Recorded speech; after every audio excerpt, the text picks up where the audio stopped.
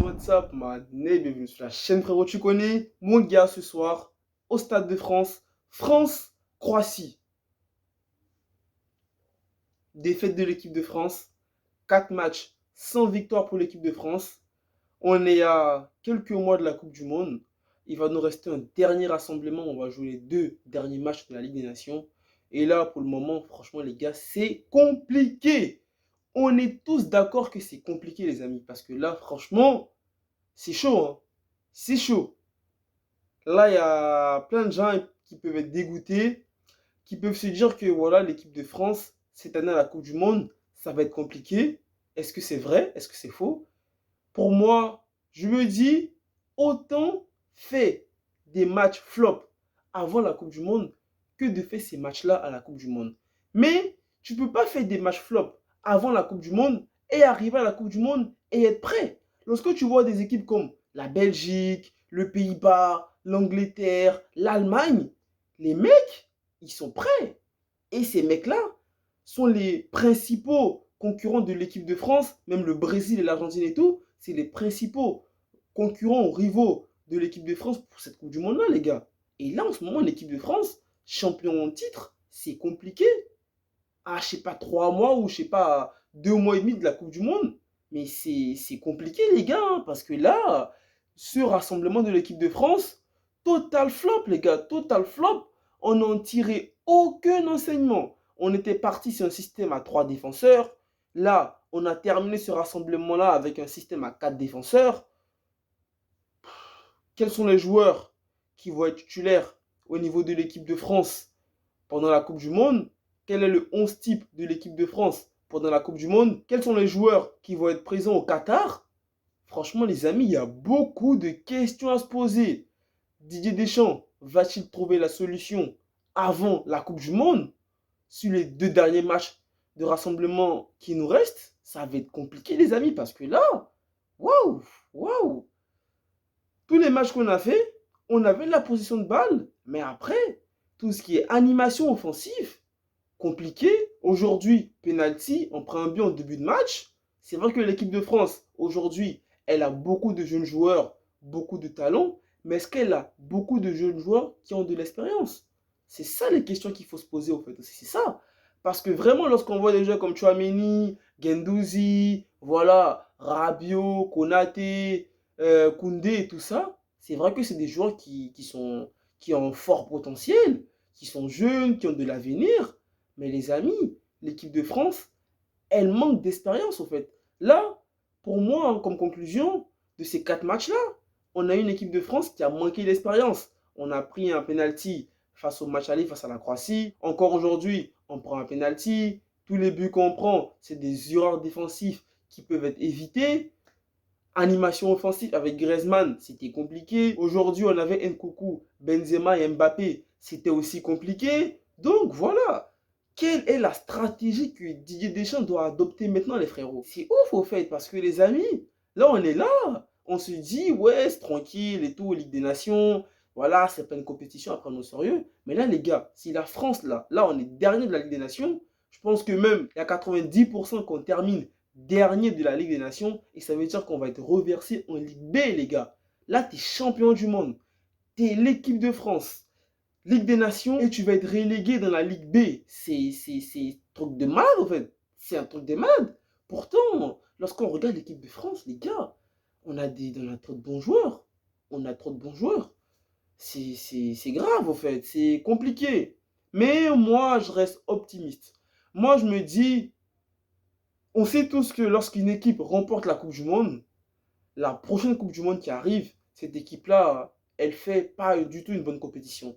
Mais moi, je pense que tous les matchs flops que l'équipe de France aurait fait en Coupe du Monde, ils sont en train de les faire maintenant. Et en Coupe du Monde, ils vont pas sortir ce même visage-là. Moi, je reste encore optimiste, les gars. Je me dis, franchement, le prochain rassemblement, il faudrait qu'il soit meilleur que celui-là parce que vraiment, c'est compliqué au fait. C'est compliqué. Tu as des joueurs comme Rabiot, tu as des joueurs comme Camara, Guendouzi, qui encore Konaté, Digne. Il y a plein de joueurs, les gars, qui a beaucoup de questions à se poser.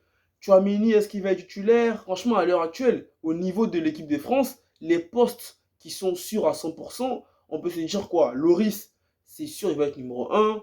Je pense que la charnière centrale, ça va être Kipembe, Varane, je pense. Hein. Peut-être que les plans de Deschamps peuvent changer d'ici là. On attaque, c'est sûr qu'on aura Benzema et Mbappé, mais tout le reste, les gars, tout le reste, on ne sait pas. On ne sait pas. Et c'est qui est encore plus grave, c'est qu'il va nous rester, les gars, un seul rassemblement. Et en plus, moi j'ai un truc aussi à dire sur la Ligue des Nations. Est-ce que c'était le bon moment de mettre des matchs de Ligue des Nations avant la Coupe du Monde? Parce qu'en Coupe du Monde, on ne va pas affronter que des équipes européennes en fait.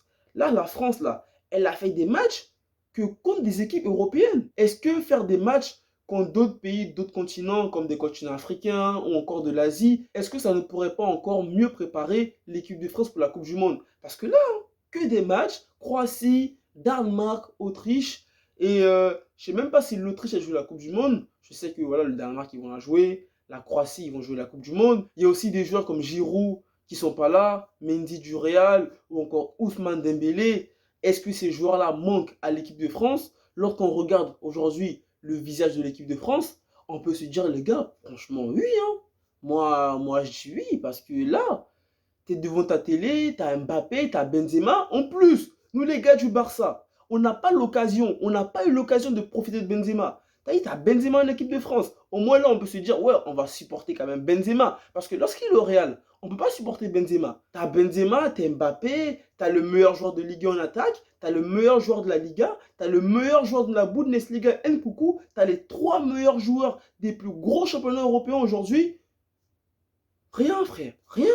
Même pas on marque un but. Même pas on marque un but. C'est vrai qu'on s'est créé des occasions. On n'a pas su bouger le bloc de l'équipe croate. Et à la Coupe du Monde, faudra s'attendre à ça, les gars. Parce que là, on va affronter soit le Pérou ou l'Australie, je ne sais plus trop. C'est des équipes qui vont avoir un bloc bas. Là, on a affronté le Danemark. Ils nous ont battus. On va encore avoir un match retour face au Danemark avant de les affronter en Coupe du Monde. Ça veut dire que cette équipe-là, elle va encore mieux étudier l'équipe de France. Ensuite, on va affronter la Tunisie. Toutes les équipes qu'on va affronter en poule lors de la Coupe du Monde, ça va être des équipes qui vont se dire, voilà, on ne va pas jouer haut. La France, elle a Mbappé. Il y a plein d'équipes qui ont fait cette erreur-là lors de la Coupe du Monde 2018 à aller chercher la France haut. Vous vous rappelez France-Argentine lors de la Coupe du Monde, l'Argentine, ils ont négligé la vitesse d'Mbappé et au final, sur les comptes, Mbappé, il a fumé totalement l'Argentine. Donc là, les équipes, elles sont conscientes que Mbappé, lorsqu'il est lancé, c'est, on va dire, 70% but à la fin.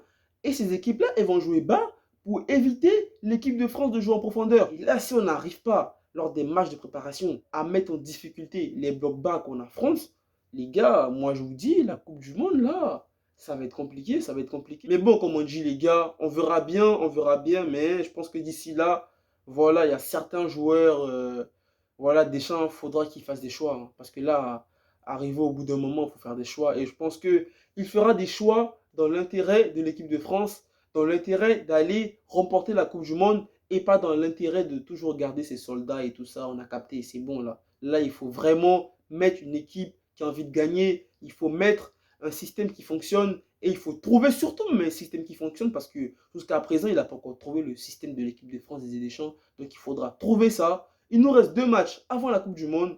Bonne chance à nous les frérots, on verra bien ce qui va se passer. Sur ce les héros, bonne nuit à vous. Prenez soin de vous, prenez soin de famille, pas les héros, restez toujours positifs, les gars ensemble. Allez, peace.